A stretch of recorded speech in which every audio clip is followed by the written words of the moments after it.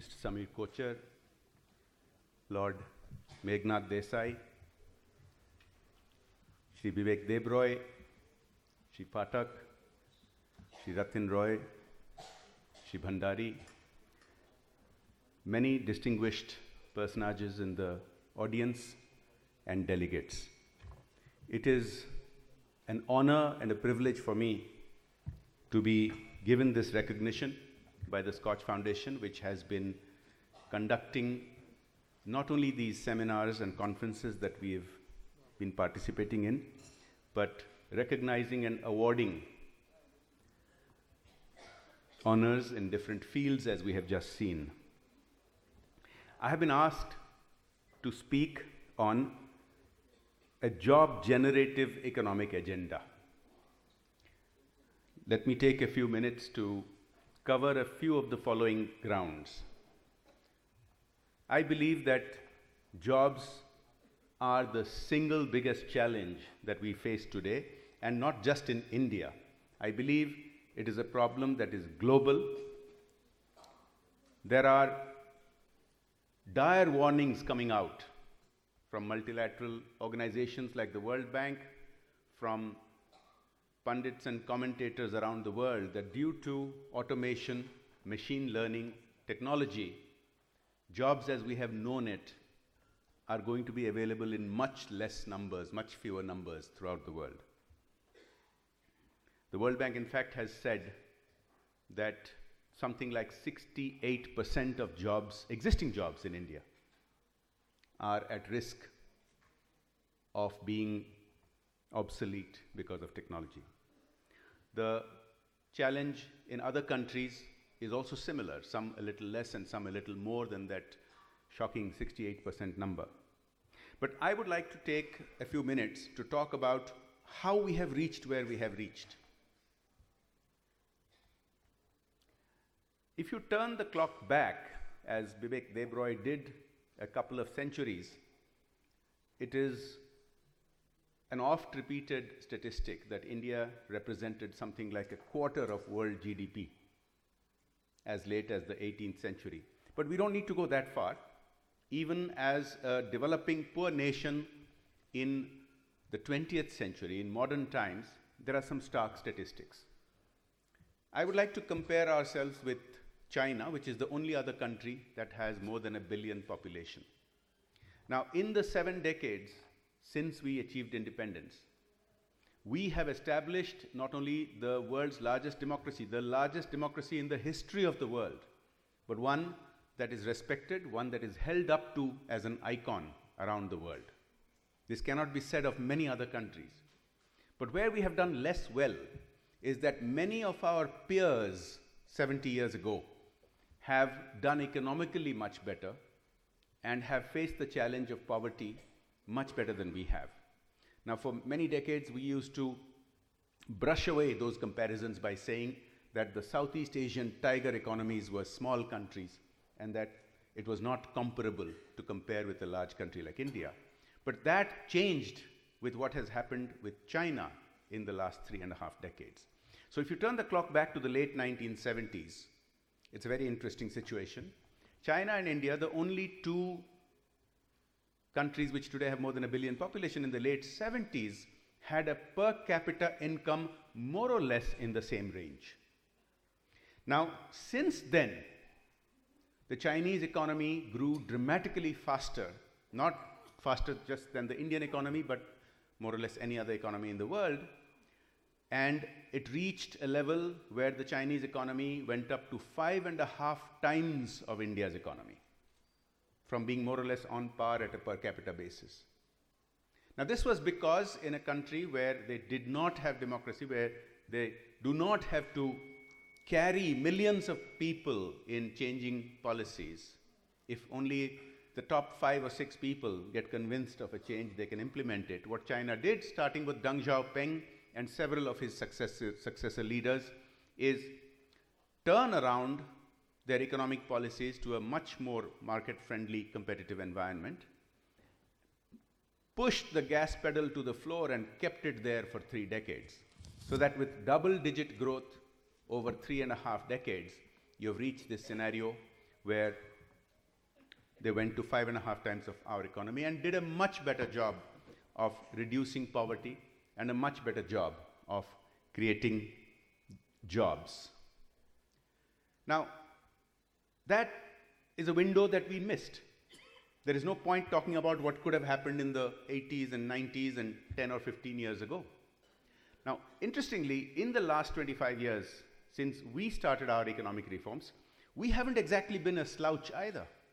India has gradually shifted up its growth rate from the derisively called Hindu rate of growth in the 50s and 60s to now being one of the fastest growing economies in the world, and in many quarters being the fastest growing large economy in the world. Now, the reason this is important is we have for too long got stuck in a debate in our country justifying growth. I have seen in my 17.5 years in Parliament, finance minister after finance minister after finance minister having to justify why growth is important. This is the real tragedy that we had to face, because there are legitimate arguments that growth alone is not sufficient, that there has to be inclusive growth, and that large sections of our population have to be carried upwards by the growth. But to question growth itself, the point I'm trying to make is, it is legitimate to argue that growth is necessary but not sufficient. But to question growth is what has cost us a lot of lost time. Now, fortunately, that is changing. And despite hiccups, when we have seen our growth go up and go down, we are approaching a level today where growth seems to be, at least in the last quarter, we have seen it bounce back from the disruptions caused by policies which I believe will have long-term positive effects, although they had short-term disruptions. Let me give you some good news and some bad news. The good news is, while the Chinese economy went up to 5.5 times of the Indian economy, some publications globally, such as The Economist, predicted that it would go up even further and that it would become 6 times of the Indian economy. That didn't happen. What has actually happened is Chinese growth, after many decades of double-digit growth, seems to be stabilizing over the past 3 or 4 years. And Indian growth has been picking up, although not consistently, but in fits and starts. And as a result, the ratio has somewhat improved in India's favor, slightly. So from 5.5 times, today's ratio is only about 5 times of, so Chinese economy is about 5 times of Indian economy. And we need to, of course, catch up a lot. It will take time. The differential growth rates will only kick in over the next decade or 2 decades before we can even dream about going back to the per capita parity that we used to enjoy back in the late 1970s. Now, as I've said before, growth is important. It should not be questioned, but it can't be enough, because we do need to uplift millions of people. And as has been pointed out by many pundits, economists of the highest order, such as Lord Desai here, we have others like Vivek, we have Jagdish Bhagwati in Colombia, that indeed growth has helped millions, in fact hundreds of millions, to be brought out of dire poverty. But we need to do a lot more. Now, Vivek in his talk mentioned the 4 areas of land, capital, entrepreneurship, and labor laws. I don't want to go over all of them again, but I do wish to emphasize labor laws. I have come from a corporate background where I can tell you, not just I, but all my colleagues bent over backwards to not create jobs. Because the hassle of dealing with the labor laws is such a disincentive that we would do economically less rational things, like invest in equipment where manual labor actually would have been cheaper and more cost effective. We bent over backwards, and even today when I talk to people around the country, you will see, they may not say it specifically, many economists may not focus on the issue so much anymore, but our labor laws are not just a problem because they only cater to 8% of labor. I mean, if we then take that forward and say the other 92% who are not in the formal sector should be covered by similar labor laws, we will do a terrible damage and terrible disservice. We do need labor laws, we do need to protect our people. But as Bhagwati and Panagaria have written, of the about 200 labor laws in the country, it is impossible to abide by all. You can be sure that if you are abiding by some, you are in fact violating some others. We need to have labor laws to protect people, but there must be a fine balance where we do not disincentivize the creation of jobs. And until we do that, we are not going to be creating enough jobs. But the bad news I have for you is that everything that we do, we are trying to make up. Labor laws have not yet been reformed at the national level, but at the state level, efforts are being made in several states. Growth is beginning to catch up. The ease of doing business index shows that India is rapidly improving as a place that attracts investment, which will undoubtedly create jobs. But after a lot of effort, we have just cracked the top 100. The Prime Minister, 3 years ago when he got sworn in, announced a goal that India ought not to be in the 140 odd rank, should be in the top 50. It has taken us 3 years to come into the top 100. The goal of getting into the top 50 will require more heavy lifting. To do away with a lot of red tape, to do away with a lot of hurdles in the way of investment and job creation. Some work is being done. Recently, the government announced that something like 1,200 obsolete laws, many of them going back to the 19th century, have been repealed. Laws which perpetuate the license permit inspector Raj, who come and inspect whether your factories have lime painting on the walls or not. These will help, but we need to do more. If we are not in the top 50, and if we don't set our sights on being in the top 20 and the top 10 in the ease of doing business index, we are not going to be able to create the number of jobs that we require. But the really bad news is, no matter what we do, the same level of high growth rates will no longer create the same number of jobs. Today we are back up to above 6% growth rate, and I am firmly convinced that because of the structural changes made by introducing GST and many other steps, we are going to reach 7%, maybe 8%, and it's possible we'll go beyond that as well. But 7% or 8% or even 10% growth rate no longer creates the same number of jobs that it would have created in the 70s, 80s, and 90s. Because of what I mentioned, because of automation, because of robotics, because of machine learning. China maintained more than 10% growth rate for more than 3 decades and created hundreds of millions of jobs. Now, even if we go to 10% and keep it up for 3 decades, it's a good thing, we should do it.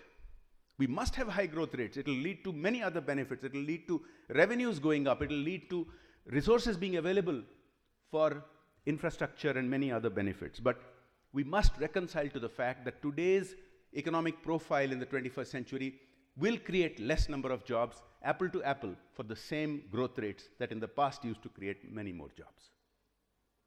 Now, how do we overcome this? Does that mean we give up on this? Of course not. Of course we must build more infrastructure. Of course we must ease our red tape. Of course we must go up higher on the ease of doing business index. And on all of these fronts, efforts are being made, and you can see that day in and day out.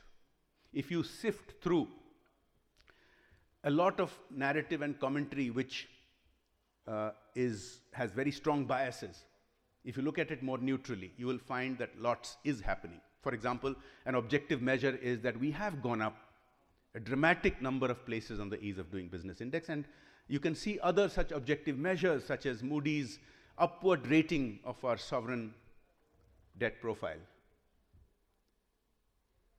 But if we are to face up to the jobs challenge, while we should do all of these things, while we should encourage entrepreneurship, while we should ease access to credit and capital, while we should invest in skills training, which are crucial,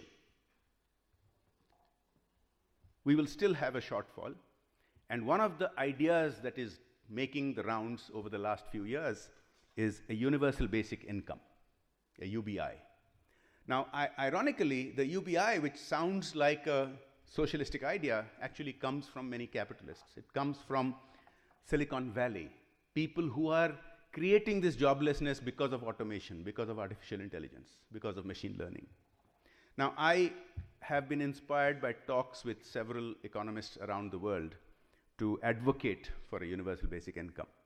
I first wrote about it, and I believe I was the first one in Parliament at least, to highlight it 2 years ago, and then I have been writing repeatedly and advocating it.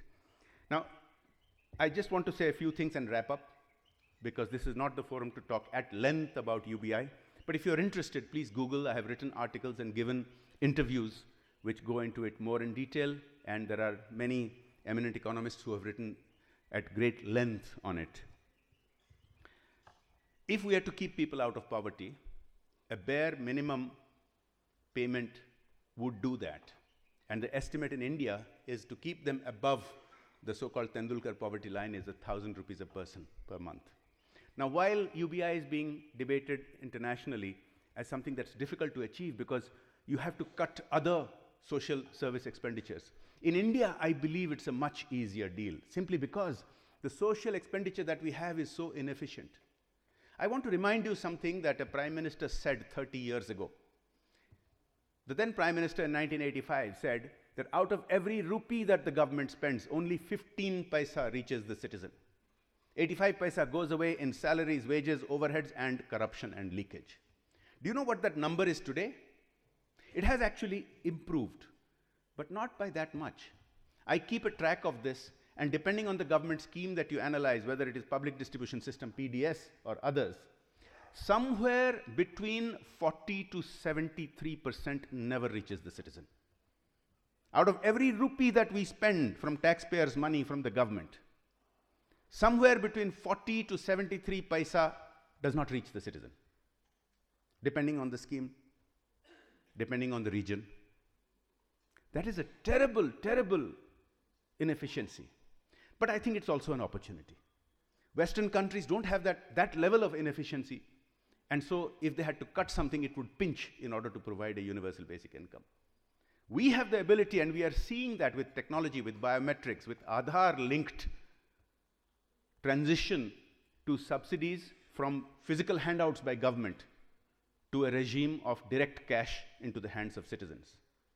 And you are seeing dramatic improvements with just the few schemes that have been started, such as the LPG cooking gas cylinders being transitioned to cash transfer. Nandan Nilekani announced just a few weeks ago that $9 billion have already been saved in saving the inefficiencies. I believe that using a similar methodology of biometrics-linked direct cash transfers, we can both save on governmental expenditures. In other words, we will improve the fiscal deficit, which improves the country's credit ratings. And at the same time, we will be able to afford something like a universal basic income. Couple of other questions. Why should it be universal? Why should people like us get it? Answer is very simple. I have seen how these government schemes are handed out. There are armies of people, officers out in the fields evaluating who is a likely candidate. They look for whether you have electricity, whether you live in a thatched hut or a concrete home, whether you have a bicycle or a motorcycle. Tremendous wasted effort and a lot of inefficiency and corruption. People have to pay bribes to get listed that they do actually have a thatched home. If you make it universal and you say that you have to go to the local kirana shop, give your biometrics and collect 1,000 rupees, people like us won't do it. Those who really need it will go and collect that 1,000 rupees and be above destitution. That's why universal and not targeted, because targeting is a huge wasted effort. So I will conclude by saying that we will need something like a universal basic income, because all the efforts that we are making, laudable, will have results, will pay off in the long run, will not be enough in the short and medium term to keep hundreds of millions of us above the poverty level. And a universal basic income is better affordable in India than most other countries, simply because of the inefficiencies we have already had. And the final argument is, will it make people disinclined to work? Well, if you pay them 50,000 rupees a month, yes, it might. Pay them 1,000 rupees a month to just keep them out of destitution? No. I spend nearly 2 weeks every month, month in, month out, with people in my constituency and in other constituencies. No. 1,000 rupees will indeed be dramatically useful to keep them out of poverty, but it will not take away their incentive to work. This, apart from all the other things of creating infrastructure, making it easier to invest and create jobs, this is what we must do to have a job-generative economic agenda. Thank you. Jai Hind.